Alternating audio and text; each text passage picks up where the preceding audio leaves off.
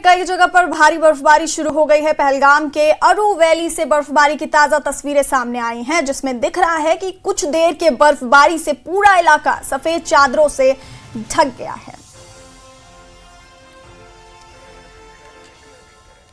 तो पहलगाम की तस्वीरें हम आपको दिखा रहे हैं, जहां पर बर्फबारी शुरू हो गई है। और पहलगाम के अरू वैली से ये तस्वीरें आपके सामने, जहां पर ताजा बर्फबारी हुई, जिसमें दिख रहा है कि कुछ देर के बर्फबारी से पूरा इलाका सफेद चादर से ढक गया है।